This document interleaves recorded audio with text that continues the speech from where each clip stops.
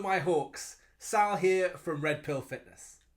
Most of us have limited training time, so we need to choose wisely. So let's see how the top 3 benefits of yoga, strength, flexibility and injury protection fare against strength training. As always, why not help out the channel by red pilling a few of your friends by sharing this video. Or if you're new, like, subscribe and hit that bell icon. Strength is the production of force against an external object. In yoga, the heaviest thing you lift is only a percentage of your body weight. I find it amusing if someone weighing around about 60 kilos lectures me about how strong you need to be to perform a handstand. Not as strong as you need to be to press double your body weight over your head with a barbell. Now, you could argue that yoga is functional strength. To that, you'd be wrong. All strength is functional.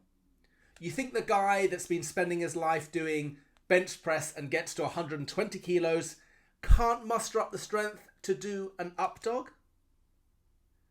Here's a red pill. There's a saying in strength, if you're a deconditioned novice, playing the piano will make your arms grow. And that's the same with yoga. Yes, you will see some change at the beginning, but you need to add progressively heavier weights to become strong. And that doesn't include yoga with your baby or pet. Now, squats and deadlifts aren't the best way to develop flexibility to perform things like the lotus pose.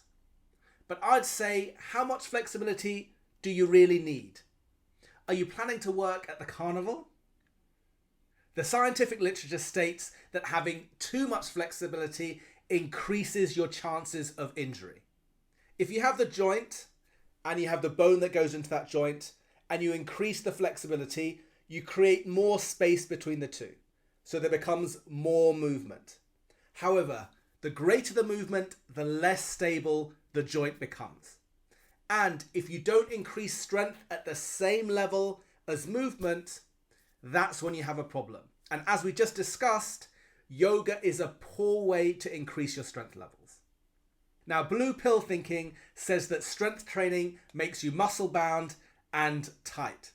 This can be the case if you're training poorly and not using the whole range of motion. However, on a professional program, you'll be coached to squat past parallel and press overhead, which is optimal flexibility for the average person. You may be even taught power moves that require greater flexibility than the average yoga attendee has developed. However, you will develop strength at the same rate. Here's a red pill. Being great at one thing that has no tangible benefit is a waste of your valuable time. It may feel nice to stretch, and yes, yoga kind of just is stretching, but so does eating a box of donuts. But once you've finished, there's no benefit, and more likely, a negative. Now, I touched on it before. Flexibility does not prevent injury, but the meditative qualities from practicing yoga can. At RPF, we approve that you need yin and yang in your life.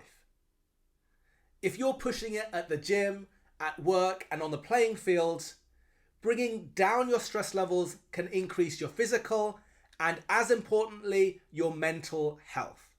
When it comes to strength training, all lifters know that that is where you take out your frustrations. The feeling of pulling a PB can make the rest of your day feel spectacular. Being physically bigger and stronger will also protect your body from trauma, especially impacts such as car crashes or falling. Which would you rather take the brunt of an impact? Your muscle or a bone? Here's a red pill. If you can only choose one single activity to work on, choose the one that gives you the most bang for buck, and that would be strength. But if you have more than 3 hours a week to utilize, add in some yoga poses. It will make you a better lifter. If you think that I've been too lenient on yoga or I've misrepresented it, come at me. Let me know in the comments.